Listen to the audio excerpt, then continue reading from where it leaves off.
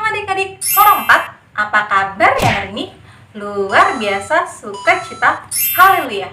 Nah adik-adik Horompat, selamat datang di bulan April. Hari ini kita masuk di Minggu Palmarum. Apa sih Kak Minggu Palmarum itu?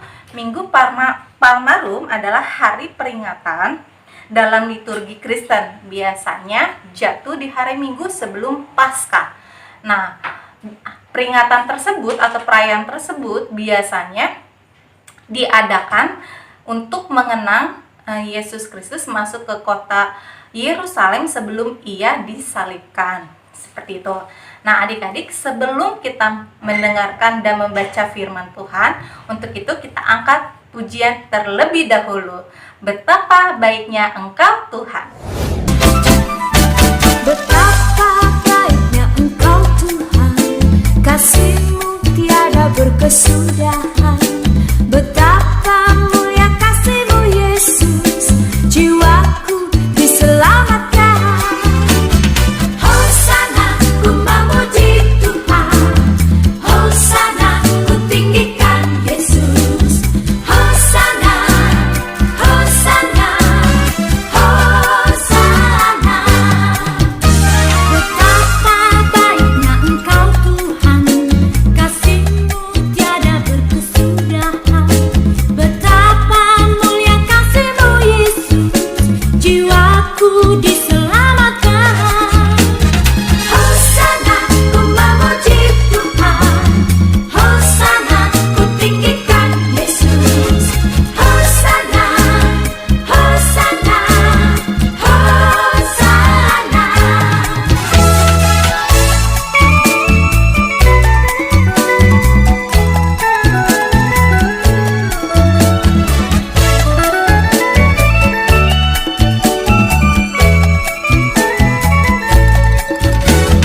Hosana ku memuji Tuhan, Hosana ku tinggikan Yesus. Hosana, Hosana, Hosana. Hosana ku memuji Tuhan, Hosana ku tinggikan Yesus. Hosana, Hosana, Hosana. Hosana ku memuji Tuhan, Hosana ku tinggikan Yesus. Hosana, Hosana, Hosana. Nah, adik-adik, kita kan tadi udah mengangkat lagu pujian betapa baiknya Engkau Tuhan. Untuk itu kita mau berdoa terlebih dahulu adik-adik. Mari kita satu dalam doa, lipat tangannya, tutup matanya, dan tunduk kepalanya. Tuhan Yesus, terima kasih Bapa karena pada pagi hari ini Tuhan tetap memberikan kami nafas kehidupan dan kesehatan yang baik Bapa. Bapa, pada pagi hari ini kami mau dengar-dengaran firman Tuhan. Biarlah firman-Mu dapat masuk ke dalam hati kami dan Tuhan memberikan kami hikmat, dan biarlah dengan firman-Mu Tuhan dapat kami renungkan Tuhan dan dapat kami lakukan di kehidupan kami sehari-hari. Di dalam nama Tuhan kami telah berdoa dan mengucap syukur, haleluya, amin. Nah adik-adik, kita sudah bernyanyi memuji nama Tuhan, kita juga udah berdoa. Untuk itu kita mau buka Alkitab kita. Adik-adik persiapkan Alkitabnya dan persiapkan alat tulisnya seperti buku tulis, pulpen atau pensil. Sesudah itu kalian boleh pegang masing-masing Alkitabnya, buka di Matius 21 ayat 12 sampai 17. Natsnya ada di bawah ini. Nah, udah ketemu adik-adik? Kalau yang sudah ketemu katakan amin. Ya, pintar. Yuk kita baca bareng-bareng mengenai Yesus menyucikan bait Allah. Di ayat 12. Lalu Yesus masuk ke bait Allah dan mengusir semua orang yang berjual beli di halaman bait Allah. Ia membalikkan meja-meja penukar uang dan bangku-bangku pedagang merpati dan berkata kepada mereka, "Ada tertulis, rumahku akan disebut rumah doa, tetapi kamu menjadikannya sarang penyamun. Maka datanglah orang-orang buta dan orang-orang timpang kepadanya dalam bait Allah itu, dan mereka disembuhkannya. Tetapi ketika imam-imam kepala dan ahli-ahli Taurat melihat mukjizat yang dibuatnya itu, dan anak-anak yang berseru dalam bait Allah, Hosana bagi anak Daud, hati mereka sangat jengkel. Lalu mereka berkata kepadanya, "Engkau dengar apa yang dikatakan anak-anak ini?" Kata Yesus kepada mereka, "Aku dengar. Belum pernahkah kamu baca, dari mulut bayi-bayi dan anak-anak yang menyusu, engkau telah menyediakan pujian-pujian?" Lalu ia meninggalkan mereka dan pergi keluar kota ke Betania dan bermalam di situ. Nah, adik-adik, kakak hari ini mengambil temanya yaitu Hosana bagi anak Daud. Ditulis ya, Hosana bagi anak Daud. Nah, adik-adik, sebelumnya nih kakak mau tanya nih sama kalian, pernah nggak sih kalian membuat mama atau papa kalian marah di rumah? Pasti pernah kan? Biasanya nih kalau anak-anak yang dimarahin mama atau papanya karena biasanya disuruh ngerjain PR atau disuruh ngerjain tugas sekolah, terus jawabannya iya mah, nanti mah, iya pa, nanti pa. Nah, tahu-taunya sibuk main handphone atau dengerin musik atau main YouTube. Atau yang perempuan-perempuannya nih biasanya, kamu cuci piring ya? Pas dia bilang, iya mah aku cuci piring. Tahu-taunya mamanya pulang dari pasar nggak dicuci juga piringnya, mamanya marah-marah, kenapa nggak dicuci piringnya? Seperti itu ya. Itulah akibatnya, karena mamanya marah-marah, jadinya mamanya kecewa. Jadi giliran nanti kalau kalian pengen minta uang jajan, mamanya jadi sebel ya. Kemarin nggak mau bantuin mama sih nyuci piring, ya udah uang jajannya dikurangin. Nah, itulah bentuk kekecewaan dari orang tua biasanya. Nah, adik-adik, kita masuk ke nats tadi yang di Matius 21 tersebut. Nah, adik-adik, Tuhan Yesus ketika masuk ke bait suci ya, ke bait suci, biasanya kita kenal dengan nama gereja ya, anggap aja gereja. Ketika Tuhan Yesus masuk ke bait suci atau gereja, Tuhan Yesus melihat semua orang di situ bukannya beribadah, justru mereka berjualan nih, berdagang ya, dengan macam-macam, entah makanan atau pakaian atau minuman dan lain-lainnya. Di ayat 12 tadi ya, banyak sekali pedagang-pedagang. Dan Tuhan Yesus itu pun marah. Karena apa adik-adik? Karena Tuhan Yesus itu tak mau rumah Tuhan itu, tolong dicatat ya adik-adik, rumah Tuhan sama dengan bait Allah atau bait suci, sama dengan rumah doa. Nah, jadi kalau kita udah masuk ke dalam gereja, kita itu selain memuji nama Tuhan, itu berarti kita sudah masuk ke bait Allah, yaitu kita masuk ke rumah doa, seperti itu. Nah, Tuhan tidak mau nih adik-adik bait suci Allah itu untuk menjadi tempat para penyamun ya. Di ayat 12 ada nih penyamun ya. Apa sih Kak sarang penyamun itu? Nah, sarang penyamun itu kalau menurut di KBBI ya, Kamus Besar Bahasa Indonesia, lebih tepatnya diartikan sebagai tempat penjahat. Tempat penjahat ya adik-adik. Nah, jadi Tuhan gak mau seperti itu bait Allah dijadikan tempat penyamun atau tempat-tempat penjahat.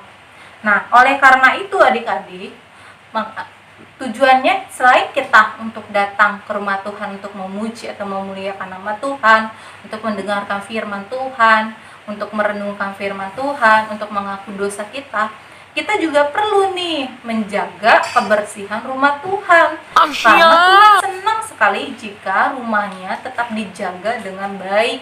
Gunanya apa adik-adik? Ketika kita beribadah, kita tetap nyaman ya, tetap menjalaninya dengan sukacita seperti itu. Di bait suci lah Yesus menyembuhkan orang-orang buta dan orang-orang timpang nih di ayat 14. Di bait suci itulah Yesus menyembuhkan orang yang buta dan orang-orang yang timpang, adik-adik. Berarti mukjizat-mukjizat yang dilakukan Yesus itu sangat banyak, dan orang-orang yang ada di sekitarnya saat itu, bahkan para penjual pedagangnya saat itu yang melihat juga, serta para imam dan ahli-ahli Taurat yang melihat kejadian itu, mereka sangat jengkel, mereka sangat sebel ya kalau kita artikan di zaman-zaman anak-anak sekarang, bahasanya itu jengkel. Atau jealous ya, iri hati, cemburu seperti itu. Nah, saat Tuhan Yesus menyembuhkan banyak orang yang buta dan orang yang menyimpang ya, dan akhirnya orang buta tersebut sembuh dari penyakitnya, yang buta menjadi bisa melihat dengan mukjizat Tuhan Yesus. Anak-anak kecil pun yang ada di kejadian tersebut, mereka langsung bersorak, Hosana bagi anak Daud. Nah, itu ada di ayat 15. Nah, ketika anak-anak itu bilang Hosana bagi anak Daud, nah, ahli-ahli Taurat pun melihat, dengan jelasnya mereka jengkel di dalam hatinya. Seperti istilahnya ya, kalau anak-anak zaman sekarang kalau lihat temennya punya sepatu baru, iri ya, temennya punya tas baru, iri, paling lo belinya di Tanah Abang. Emang apa sih nggak boleh? Sombong amat. Biasanya kayak gitu ya. Itu sebenarnya menunjukkan rasa cemburu adik-adik, rasa iri. Tapi biasanya irinya justru ngeledekin temennya nih yang punya barang baru atau sepatu baru, tas baru, seperti itu biasanya. Paling belinya di Tanah Abang. Nah, contohnya kayak gitu. Coba kita baca di ayat 16.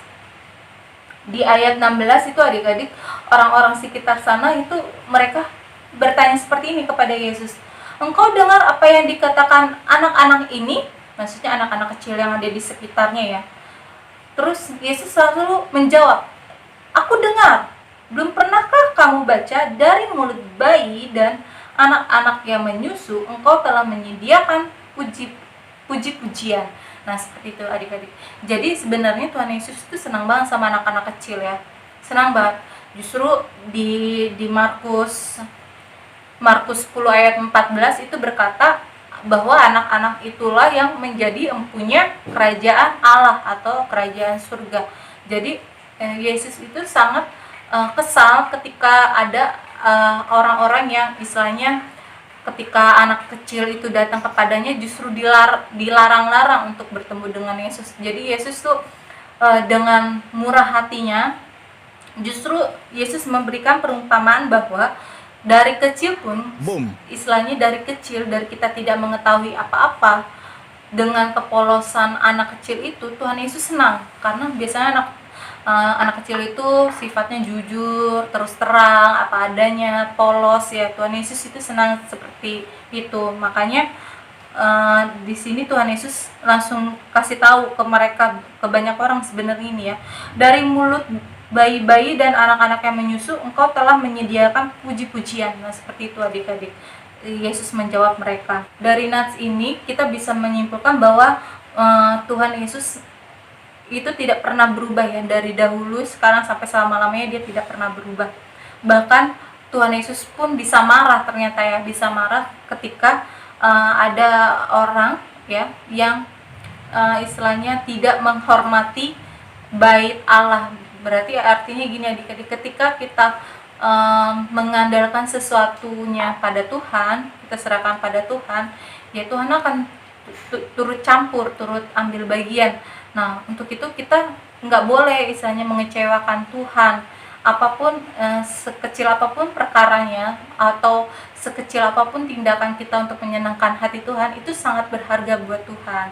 Ya, sangat berharga. Misalnya kalian membantu mama papa di rumah, ya, membantu mama nyuci piring di rumah, itu sangat berharga di mata Tuhan, seperti itu. Nah, jadi adik-adik jangan membuat Tuhan kecewa ya. kalian tetap bisa beribadah di rumah masing-masing, kalian tetap bisa berdoa, memuji nama Tuhan di rumah masing-masing gitu. Dan adik-adik untuk orang 4, hari Sabtu kemarin kan kakak udah bikin soal buat kalian.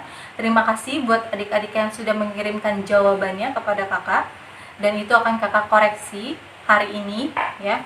Hari ini akan kakak koreksi dan nilainya akan kakak WhatsApp ke kalian masing-masing. Dan untuk nilai rapot itu akan diinfokan di grup Horong 4. Ini untuk nilai rapot akan diumumkan di grup Horong 4. Dan buat adik-adik yang istilahnya masih ingin ada beberapa pertanyaan mengenai nilai rapot atau mengenai firman Tuhan yang sudah disampaikan tiap minggunya, adik-adik boleh WhatsApp langsung ke Kak Ayu atau ke Bang Ivan boleh. Terima kasih adik-adik dan Tuhan memberkati. Bye-bye.